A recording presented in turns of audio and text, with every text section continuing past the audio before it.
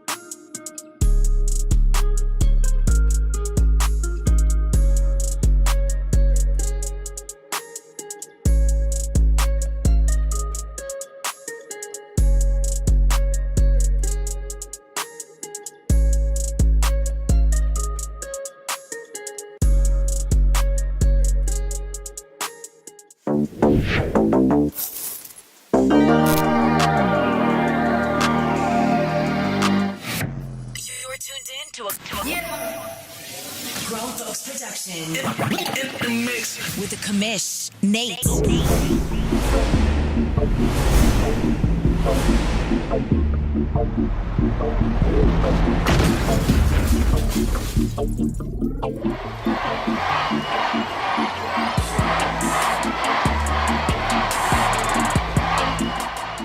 All right, what's up, everybody? Welcome to Press Pass Live. Season 103 is deep underway. What's up, Herd? What's up, Bird? Good to see you guys in the chat. I'm going to bring in my co-host for today, at least, Mr. Trey of the Detroit Lions. Trey, say something before you get rolling. I just want to make sure everything is good and everyone can hear you. Hello, hello, hello. Everybody can hear you. We're good to go. How you doing, buddy?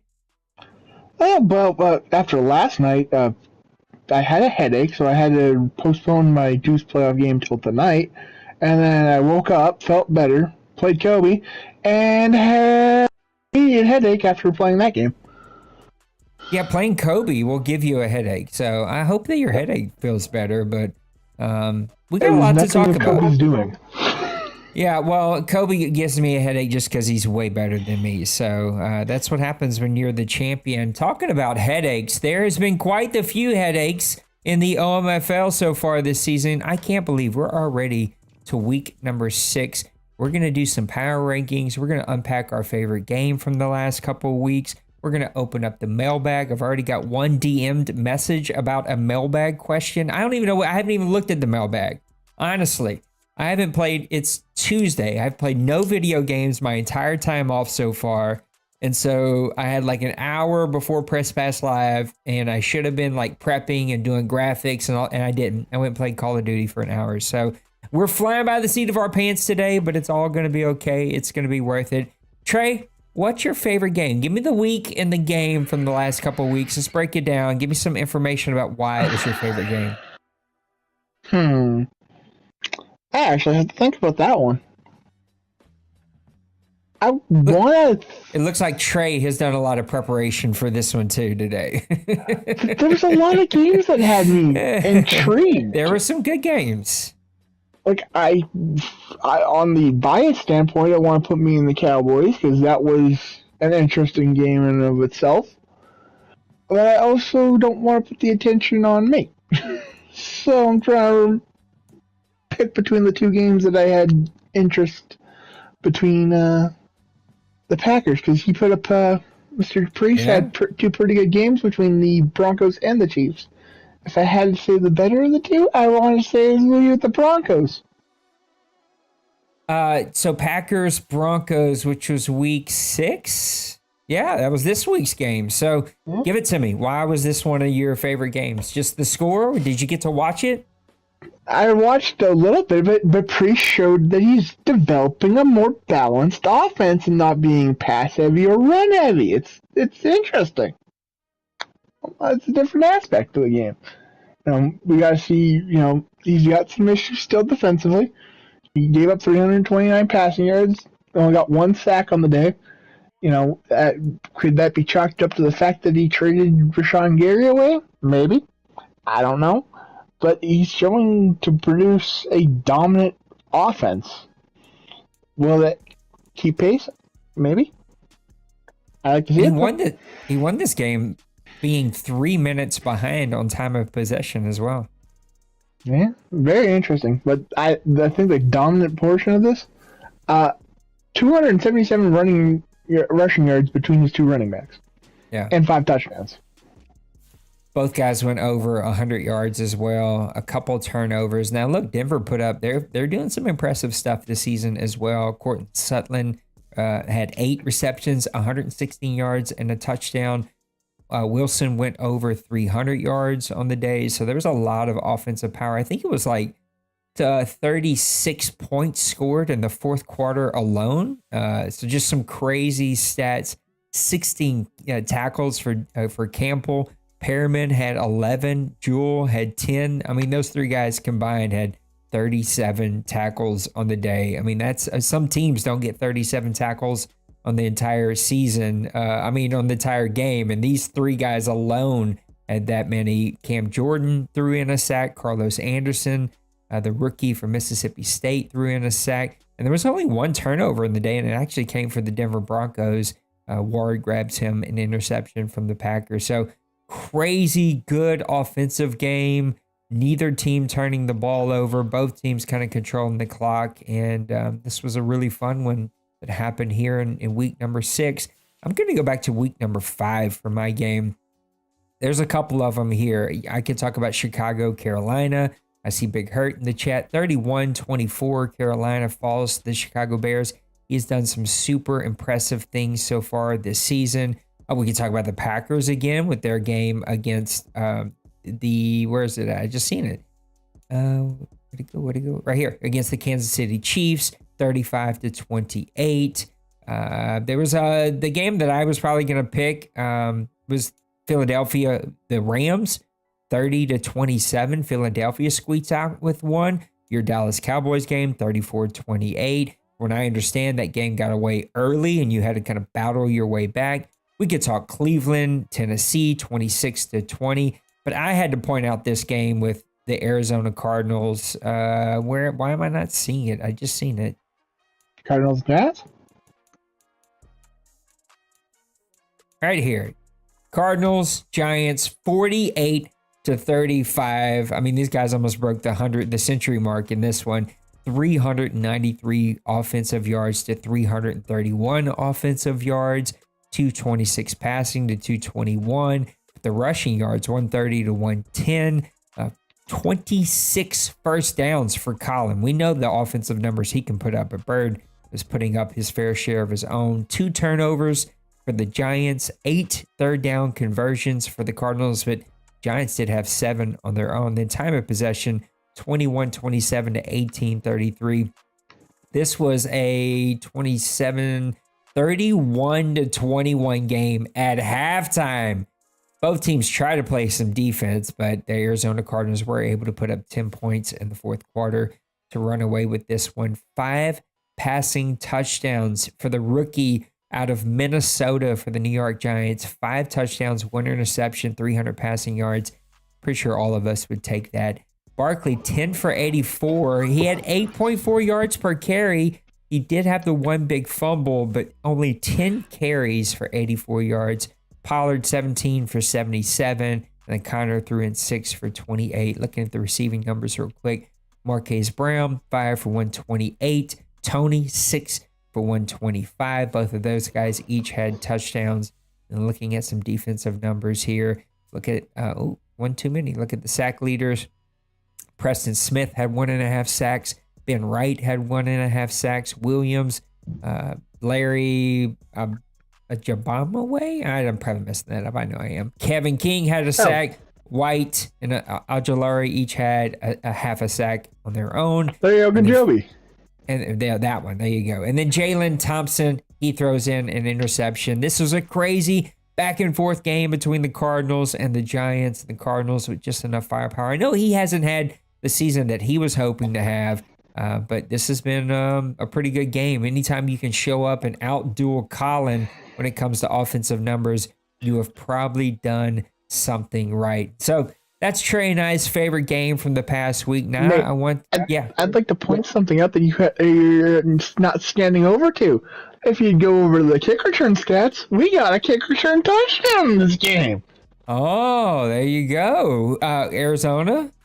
Yes. On 3 of the kick returns, he had 137 kick return yards, 1 touchdown. Colin, even himself, on 4 returns, had 165 yards returning. Yeah, clearly neither special teams wanted to play very good in that one. That's a crazy stat to come out of that. We don't see a ton of those here in the league, unless you're the Detroit Lions. He gets 4 a year, but outside of him, you don't get a whole ton of them. Those can be backbreakers, man, especially when you work really hard to kind of get your team where you want them to be, how you want them to play, and then all of a sudden, you screw things up and you give up a kick return. That can be an absolute backbreaker. Let's look at some standings real quick, and then we're going to talk about our power rankings. So we're going to run through these really fast and then talk through our power rankings. It looks like my computer is not happy with me right now, guys, but it will hopefully clean itself up. It is using a ton of CPU right now, and I'm not 100% sure why it's using a ton of CPU, but we'll figure that out. Hopefully this thing will calm down. The thing is, it was screaming before I loaded this up, and I didn't give it a break, and so it's probably just like super overheating. But you got the Ravens. They're sitting at 6-0. You and we talked about those Ravens. They're kind of proving us right. The Browns sitting at 4-1. Bengals at 3-2.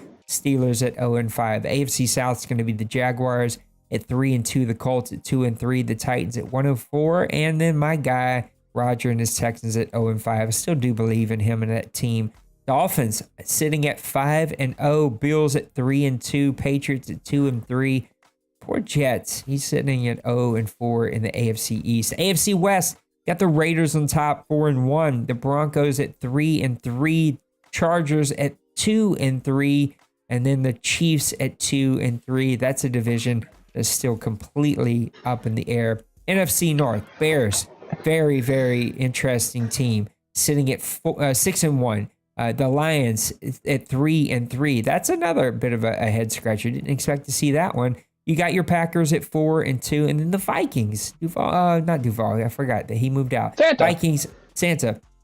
Another surprising team at 0-5. NFC South 4-2 Falcons. They started out 0-2, come roaring back with 4 in a row. Buccaneers at 3-2. Panthers at 3-2. My lowly Saints at 1-4. The NFC East, the Cowboys at 4-1, Commanders at 4-1, a hell of a good division. Then you got the Giants at 2-4, Eagles at 2-3, and then finally the NFC West, 49ers 5-0, Cardinals at 2-3, Rams at 1-4, Seahawks at 1-4 to wrap up that division. That leads us to our OMFL power rankings, and you know me. I'm a sucker. I didn't get to do the graphic, and I didn't get to do all the pretty things that we normally do. But I have a hard time not keeping some of the top dogs as top dogs in this league. I don't know why. It's hard to pull down some of those guys. But I'm going to go... Actually, I'm going to start from the bottom and work my way up. I think at the bottom, only because of his record, I got to go to the Atlanta Falcons. Let's see if I can find him real quick. He's sitting at 4-2. I think here on these, he is sitting at number 14 in the standings at 4-2. But you are the champion. You've won 4 in a row. You're starting to work your way back in the division. I've got to put you up there. He would be my number 5 team, and you better be worried if you were in the NFC. You know what this team did last season, how the role that they got on late as that season progressed. He's already on a roll here, and it's still pretty early on. My number 4 team is actually going to be the Cleveland Browns, sitting at 4-1. This team has been in 2. I think it's 2. It might be 3, though, straight AFC championship games to represent the AFC in the OMFL Bowl. I think he's been in 3 of those straight. I think he lost one to the Jaguars, was in the game with me in the game last season, was very close to winning him one, but man, Kobe was just a buzzsaw as he got to OMFL Bowl number 102. But the Browns are going to be my number 4 team in the OMFL power rankings. My number 3 team, I got to go with your guy, the Commanders, man. This is where things start to get really tough because there's some pretty good teams in here. Bears are right there on the cusp. I was going to put the Bears 5, but man, I had to go with the champion. Got to put the champion in there. But the Commanders are going to get all the way up to number 3 for me because of what they've done in the playoffs. They made that deep run. They beat some teams that people didn't think that they were going to be able to beat. They were able to get all the way to the NFC Championship game. And he isn't in that hole that he was last season. He's scoring a lot of points. He's got to get that defense figured out a little bit. But sitting at 4-1, he's got himself in a nice position. And now I'm going to really twist some things up. I'm going to really get the juicy, Trey. My number 2 team is going to be the Baltimore Ravens. I know the Dolphins. I know the Raiders. I know the Cowboys. And, well, we talk about a lot of those teams all the time. I got to give my guy Nipple some love. He is plugged in this season. He's sitting at 5-0. And look at that defense, Trey. It's going to make your heart smile a little bit. 85 points for him. Oh, my goodness. Massimo just said Commanders and Dolphins going down here shortly. That should be a good one, Massimo. But I got the Ravens as my number 2 team in the OMFL for season 103. We're only in week number 7, so it's still early. And then here's the one that I struggled with. I had 49ers I want to put up there. The Cowboys I want to put up there. I want to talk about the Dolphins. I want to talk about the Raiders, but I got to go towards some of the guys that were there last season. And at least for the first Commissioner Power Rankings, I got a little tip to the cap for what you did last season. But my number 1 team, this is where I was talking about early on. This is where I'm a sucker. I've got to go with the 49ers, sitting at 5-1, 172 points for him. Trey, look at this, 64 points against him. This guy's a monster. Got a young team. He's got an athletic team. I just hit a wrong button. Hold on a second, team. This is going to freeze up on me, I'm pretty sure. This is what happens when you start accidentally moving things around when you're not supposed to. But I like the 49ers, man. I always think he's a powerhouse. He's right up there with the rest of the guys that are powerhouses here in the OMFL. And it just seems like season in and season out, he's right up there with the best of them. And this season seems to be no different. Now, we'll see. Does he actually hang out for the playoffs or does he take the playoffs off? I don't know. That's my power rankings. I got 49ers 1. I got the Baltimore Ravens number 2. I got the Commanders number 3. Number 4 is, now I'm forgetting, is the Browns. And then my number 5 team, I just went with them because they're the champion. I feel like 4-game winning streak. Got to at least give them some kind of attention. It's going to be the Atlanta Falcons as my number 5. What do you think, Trey? Am I completely crazy? I left off some really good teams, including an undefeated Dolphins team, a Raiders team that's only got 1 loss, a Cowboys team that's only got 1 loss, the Bears, who I talked about, who's only got 1 loss. Man, I left out some really good teams there. Yeah, there's a lot of really good teams, and I personally, I agree with the first 4. I switched to 5. Big Hurt needs some respect. He's been playing really well this season. But do you see the argument that so does the champion, right? The champion also deserves some respect. Yeah, but at 4-2, you were a champion. There's there going from the last place in the division, being 5-1, being in the division lead. I think that earns just a little bit more respect. Yeah, I could see the argument. I definitely can. And there's some really, really good teams. I think the Bears are definitely going to continue to grow the respect of the league as they continue to win some ball games. All right, let's open up a mailbag. Oh no, we were going to talk about our biggest surprise. I'm going to go ahead and talk about the one that you just spoke about. I think the Bears are the biggest surprise for me. Just overall, they are a very impressive team.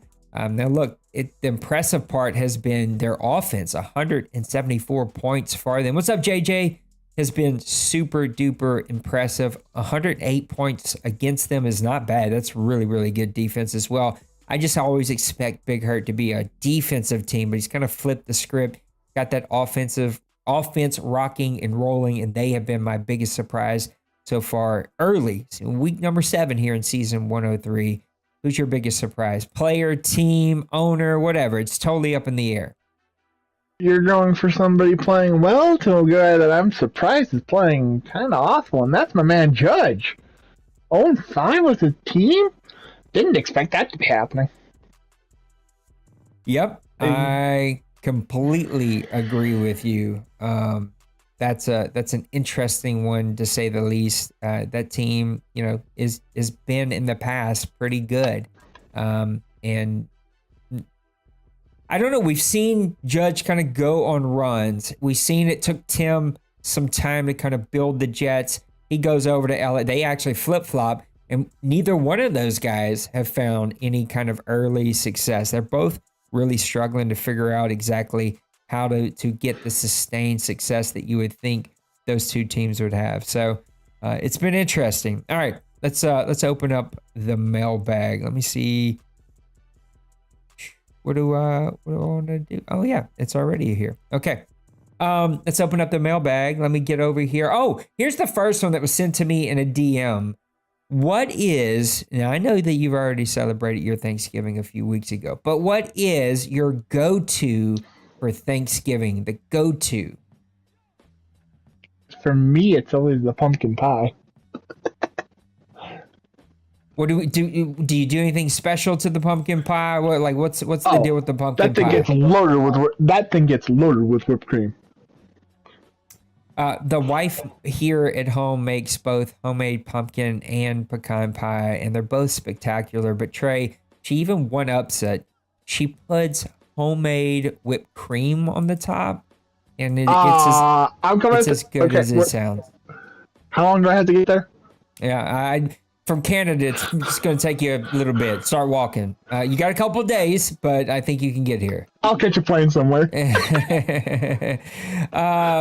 Priest left a couple of great questions that I asked him for us to wait on last week. He says, what are the top 3 quarterbacks? Hold on. Let me start all over.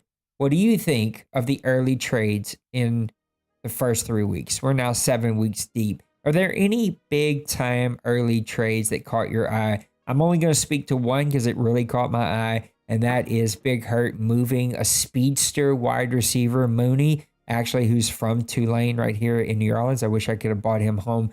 Sends him over to the Atlanta Falcons to give the Falcons something they've been lacking a little bit, and that's some speed and playmaking at wide receiver. I think that's going to make the Atlanta Falcons pretty dangerous. But what are you thinking about some of the early trades? Well, I have to go with the fact of my entire division just wanted to make trades, and I'm sitting here going, well, shoot. I've seen Dalvin Cook leave my team. He's been shipped off. I've seen Justin Jefferson get shipped off. I've seen Rashawn Gary get shipped off, and McCole Hardman and Justin Reed coming back. I've seen it all, and I'm just going, help, please, someone help. Who's letting these guys make all these trades? Please, somebody help me. JJ said in the chat that I missed this one. JJ, you don't actually like pie; you like whipped cream. So I think that's funny. Any rookies sticking out to you, Trey, as making their mark early on in OMFL season 103? I think there's the obvious one with Yannick Vlasic. He's currently leading, or Lassie. He's leading the league in passing yards. Yeah, that dude's crazy. Touchdowns.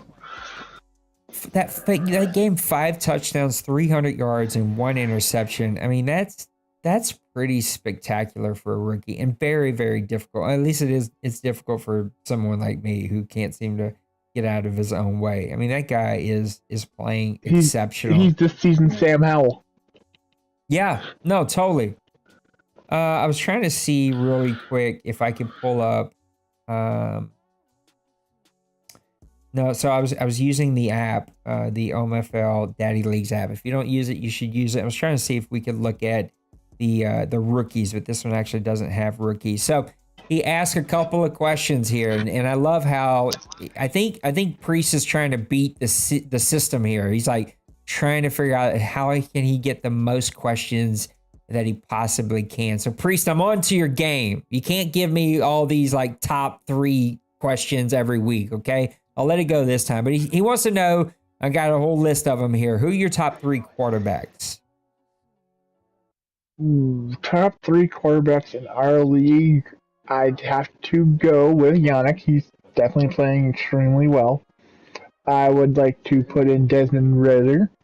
He doesn't seem to get put under pressure much, and with Kobe keeping control of him, he's very versatile.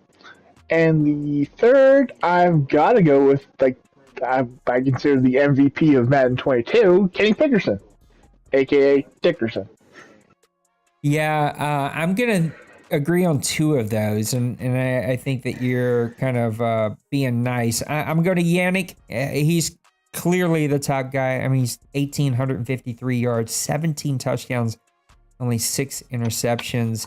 I like Desmond Ridder. I think he's really turned the corner. I mean, he's already up to 1,561 yards, 11 touchdowns, 8 interceptions are starting to creep up there, but has the positive touchdown to interception ratio. And then Sam Howell, man, 1,708 yards, 9 yards per throw, 13 touchdowns, 7 interceptions.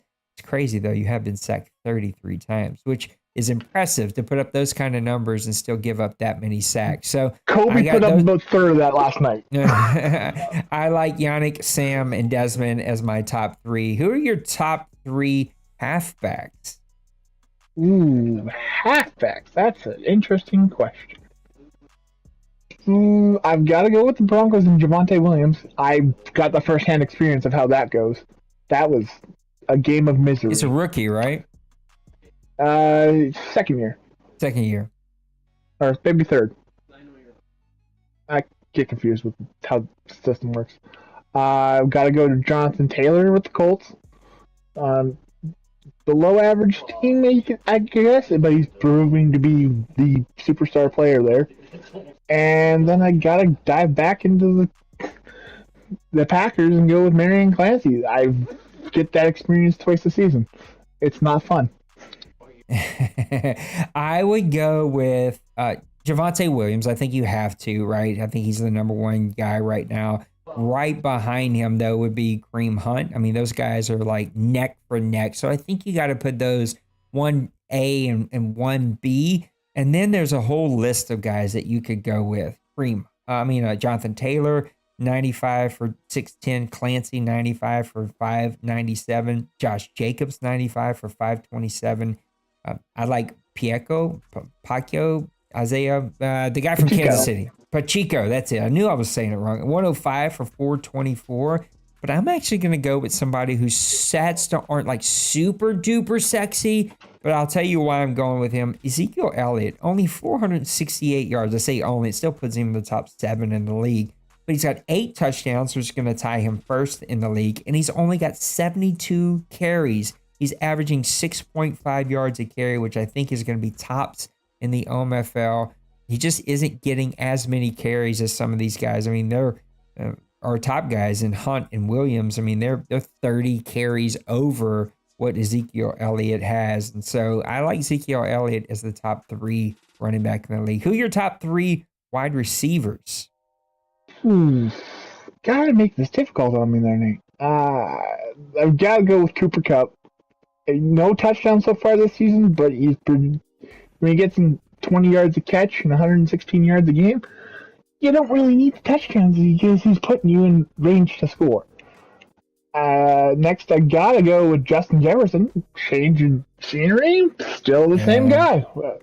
That's adding a much needed weapon, I think, with the real life trade that happened at the draft with Marquise Brown going to the Cardinals. I think the Ravens really needed a speed threat. They get it in Justin Jefferson. And to top it all off, I got to go with the rookie receiver, Dwight Matthews from Seattle. Yeah. He's showing to be a stud. 32 catches for 584 yards and 2 touchdowns. Like to see what maybe get a little bit more in the end zone. But, I mean, when you also have DK Metcalf, you kind of got to share the load. Yep. A lot of tight ends up here in the league, including Mr. Kyle Pitts. No, I'm just kidding. I like Romeo Doubs as well. 26 for 498 with 2 touchdowns already on the season. You got to tip your cap to Tyreek Hill, even at his advanced age. He's got only 17 receptions, but 472 yards. He's averaging 27.8 yards per catch, and he's got 4 touchdowns on the season. And I'd also throw Mike Evans up there. 28 receptions, 449 yards, and 4 touchdowns. These touchdown numbers are pretty impressive. Priest, I'm not counting this, but I will say it. I'm not counting it because I don't think this is a real question. Sorry, Priest. I love you. But the question is, what happened to D-Money? I don't know. What do you mean? He got married. Is that what you mean? Like the guy's 6-0, right? Like, what do you mean? What happened to him? What do you think he's talking about? I have not a clue. Maybe it's the fact that he hasn't won a championship for a couple years? Me neither. Who's overall stud? Who's overall stud on O&D? I guess he's asking who's the best offensive player in the OMFL, who's the best defensive player in the OMFL. I'm going to throw out my offensive player first. I think right now, we've talked about him several times, but Mr. Yannick Blase, I'm probably saying it wrong, even though Colin sent me a thing to remember how to say it, and I told you, Colin, I was like, I'm never going to remember this. I think it's Blassie. Blassie is stupid. He is blasting the OMFL. 59.3 completion percentage. You want to see that a little bit higher, but 1,853 passing yards, the 17 touchdowns and only 6 interceptions. I mean, it's hard to pick anybody else. I think that guy's super duper impressive, especially as a rookie quarterback. Who's your best offensive player in the league? This is going to make you cringe, Nate, but I got to go after firsthand experience last night, Kyle Pitts.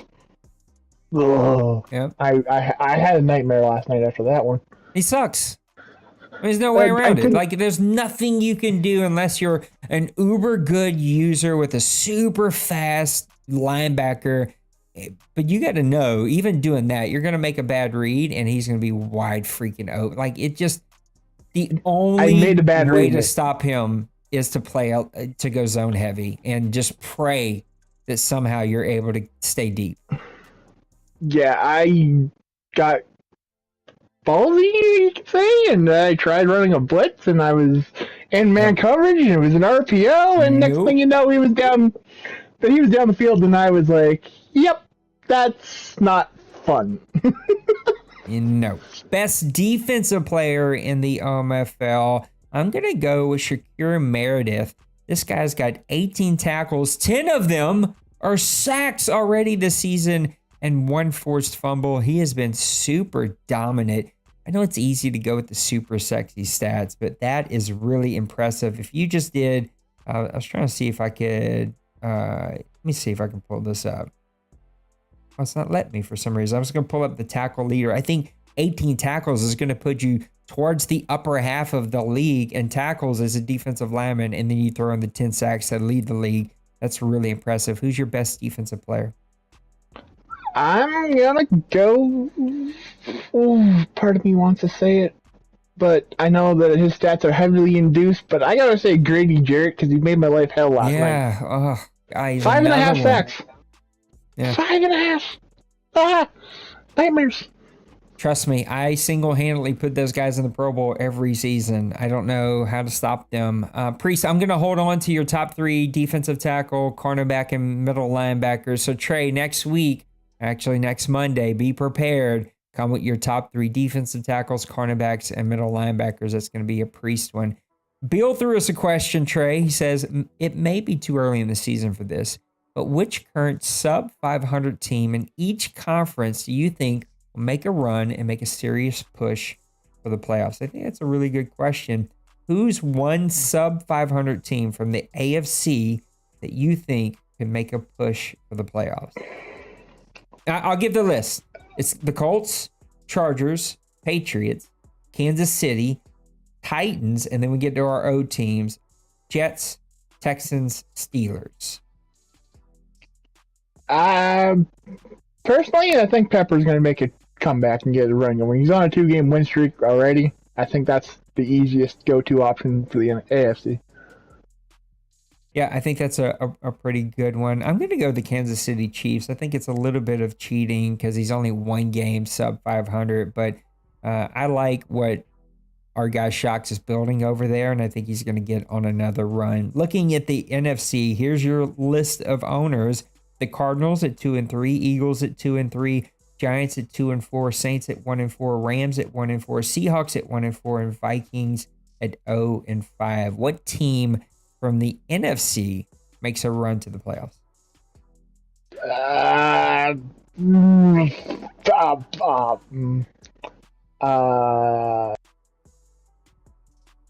Cardinals?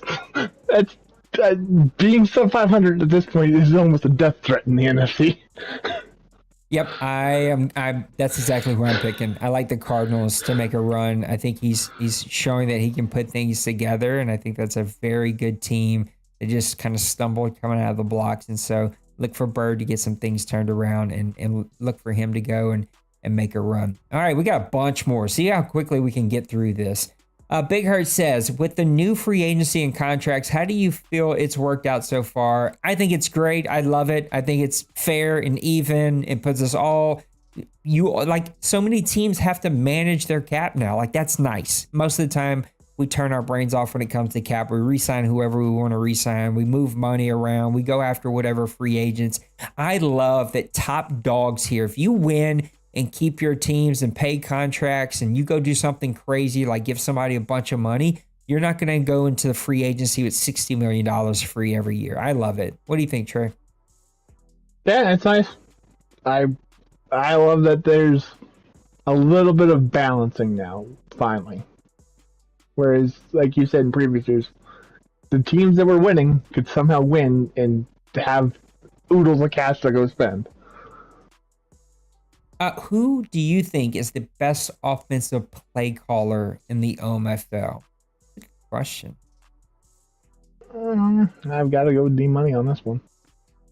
Yeah, I'm going to put a little bit of a twist and hopefully not twist the knife too much in your bag, but I got to go with Kobe. The guy, like D-Money is stupid good. I've said it a zillion times here. I don't have to keep saying it. I think the guy could go professional and probably win millions of dollars if he ever wanted to do it. He's that stupid good. Kobe, though, just gives me fits. Like, he just knows how to stay within the FPR, but just do things that, like, they're coming and they're still open, and he still hits you with big plays. And he gives me fits. Who's the best defensive play caller in the OMFL? I got to go with Wayne on this one. I always have troubles with Wayne's defense. Yeah, they're very, very good. And he knows when to attack you and how to attack you. I actually was going to go with D-Money on this one, but it's also kind of out there for me for guys like Denbrew. Like, I think he's one that would get a nod. If I had to pick one guy, though, to call a defensive play series, it would be D-Money. He just knows how to put you in these crazy positions that forces you into turnovers. Who is the best game manager from a consistency standpoint? It's a great question, and I guess it would depend on how you would define game manager in this situation. I would go with Dwayne on this one. I think he's consistent, and that either works for him or it doesn't, but doesn't really move away from that. And I mean, even in his game with you see that guy like jumps out to a big lead because of whatever. I didn't watch the game, but jumps out to a big lead, and he just turns that offensive off, man. He just turns it off. And he's like, all right, now you go beat me by trying to stop this run game and eat the clock out. And just like consistency. Who's your best game manager? I gotta go to my buddy Penguins. I've seen it happen. He can pick and part, and he knows when he needs to get that run play going, and he knows when he needs to get that pass play going. If you're not paying attention, he has a pattern, but the patterns change game to game. If you can catch his patterns quick, he's beatable. But if you don't catch his patterns, he can easily it's like making a small jigsaw puzzle, and he just puts the pieces right where they need to be. It's ridiculous how he plays. This is I don't even know how to view these two questions next. But he says, who is the one owner that is not here currently that you would like to have back if you could? I guess those are kind of aimed towards me, but Trey, I'd love to see if you have any kind of ideas. That's a tough one. I feel like probably Mo. But I think there's a list of guys I'd love in a perfect world to come back, right? Like there's I'm totally blanking on his name now, but this was before your time, Trey. We had a guy from Louisiana that ran the deuce. Maybe it wasn't before your time, but he ran the deuce. And I was talking with Dwayne about him the other day. Let me see if I can find his name because I can't even remember. Right there. Don't worry, I'm in the middle of a podcast. You do you. I can't even think of his name. I don't know why. I'm drawing a total blank. If Dwayne was here, he'd laugh at me. I'd love to have him back. I think Mo would probably be the guy that life took him away, and so if life would let him come back. Dawson's going to be on that list. Like I think the world of Dawson, but life just doesn't allow him to be able to play. He's kind of fresh. There's also a perfect world. Like if people were just kinder and nicer and, didn't leave for bad reasons. There's a whole list of guys I wish were still here, but we don't live in a perfect world. Is there one guy that you wish was still here? Yeah, my guy, Mike Fleury. We had connections before this whole grown folks experience, but I just love it. He was the one guy that no matter if he won or lost, you could expect a well-written article. I just love that kind of content that he would produce, whether it was a loss, whether it was a win, whether it was a bye week, he had something. It was always fun to get guys that are very story-driven. I like to be story-driven. I'm just horrible at putting it together. Is he a WFL guy? Don't think so. I just don't think I think he's not with us because he didn't get a PS5. Oh, that's right. That's what it was. That's what it was. Yep. Because people go by different names. I now know exactly which one he is. Flurry's always in my chats, and we were actually talking in chat the other day. But one day, Flurry, where hopefully you'll get your way back over here. This one's a little bit confusing, Big Hurt. I gotta admit. He says, "Who is the one owner that isn't here?" He's got a thing for owners who are no longer here. In the OMFL currently, that you would say would be a Hall of Famer from an owner coach standpoint. I don't have an answer because I feel like I do a good job of honoring guys who are no longer here, and putting them in the Hall of Fame, from even guys who left on bad terms, like Winovus, like Cly, like there's a list of guys that I put in the OMFL Hall of Fame as a coach, owner, that didn't leave here, quote unquote, on good terms. But I feel like I do a good job of still honoring those guys, because just because they make a decision to no longer play here doesn't mean that they didn't leave their fingerprint or impact on the community. So, is there anybody though that comes to your mind that you're like, this guy would be a Hall of Famer? I can't say right now of guys that I know that have left, that are not in, I guess. I don't know if Mo is or not. Mo 'Cause is, that would yeah. be one. Alright. That would be the one that would immediately come to mind. I agree with you. but Yep, I agree with you. And again, I'm not tooting my own horn.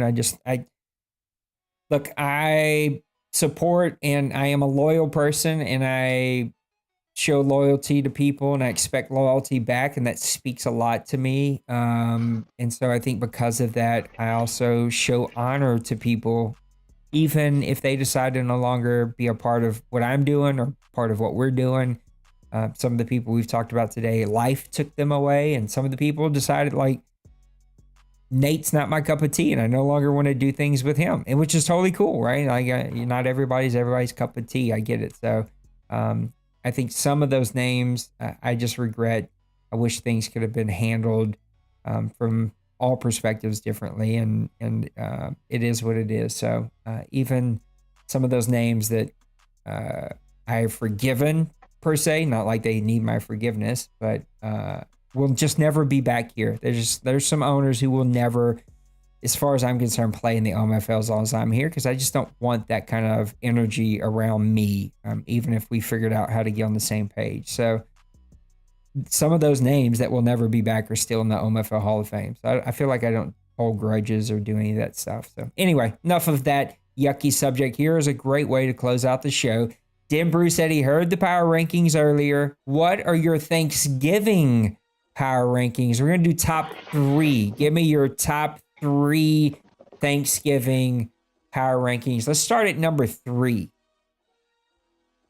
I'm going yams. You're going stuffing? Yes, I love stuffing. I guess because we don't really do stuffing here. We're not one of those families that do stuffing. I got to go yams, like nice baked yams with cinnamon and marshmallows on the top, and just like, oh my gosh. That sounds delicious. Give me yams. Number 2 power rankings. Mashed sweet potatoes. Oh, mashed sweet potatoes. A little bit of a twist there. Is this a family tradition? I don't know if it's a family tradition. I think it maybe just be a Canadian thing, because a lot of my friends have had it. It's really delicious, and I love me my sweet potato. Yeah, look, my wife loves sweet potatoes. I'm not a massive sweet potato fan. Just a weird taste to me. It's not sweet, it's not salty, it's weird in between situation. Number 2 for me, man, this one's up in the air, but I gotta go a close number 2. Yeah, I gotta go close number 2. Because the number 1 on my list, I don't get all the time. And this one I could pretty much have whenever I wanted it. But pecan pie. A nice, crispy, warm pecan pie with a big scoop of vanilla ice cream right next to it. A little dollop of homemade whipped cream on the top. It's dangerous. But number 2 is going to be pecan pie. Your number 1 Thanksgiving power ranking, what is it? here's one, I'm going to throw it away. It's not a food thing. It's a matter of being with family and having Yeah. quality family time. I dig it, man. That was going to be my number one as well, but I'll stay. I'm gonna go back to food. I gotta go turkey. I'm a sucker for turkey. Trey, I love me some good turkey. It's just turkey breast is like the best thing ever. I don't care how you make it. You can fry it. You can bake it. You could put it out in the sun. I don't care what you do. Just give me a good turkey. Yeah, I know a lot of people like dark meat, Trey. I'm not. I'm a white meat guy. Like chicken, I want white meat. I want breast, and for my turkey, I'm a big breast guy. And it's not a statement I meant to say today, but I'm a big breast guy. I like the breast. And Trey, happy Thanksgiving, my brother. I got a little thread going in the main Grown Folks Discord, just asking people to post one sentence of stuff that you're thankful for. I could be thankful for a ton of things. I got a whole list of things that I'm super thankful for, but I was just looking for one that was kind of unique and outside the box. And so I appreciate everybody who has done that. Trey, I hope that you have a good weekend at least. I know it's not Thanksgiving for you, but at least enjoy your weekend. You've already had your turkey and pecan pie and sweet potato, mashed potatoes, and you've already had all of yours. So now it's our turn to go have ours. Yep. We'll see how my weekend is when we talk, potentially after Thursday morning. Yep, that's fair enough. I got to go play Mr. Panther Nation as I try to right the ship with my Saints season. I just can't pass the ball, and I'm too stubborn to do a D Wayne and pass the ball like 12 times. Like, if I would just do Wayne and pass the ball like 12, 13 times, I'd be fine. But man, I can't. I'm a passer at heart. I'm a wide receiver. I want to pass the ball. I want to get these athletes involved. And then Priest, made me call up one of my rookie receivers who's got 94 speed. So I guess I'm going to have to find him some playing time now. Trey, I love you, man. Happy Thanksgiving from America. I know you've already had yours. I hope that you guys all have a great rest of your week. I love you. We'll be back on tonight. We're going to do some PUBG or some Call of Duty. Who knows what we're going to do. But I'm going to give my computer a break because she is screaming for a break right now. All right, guys, we'll see you on the next one. Know that you matter. Smash that like button. We'll see you in Discord. All right, peace.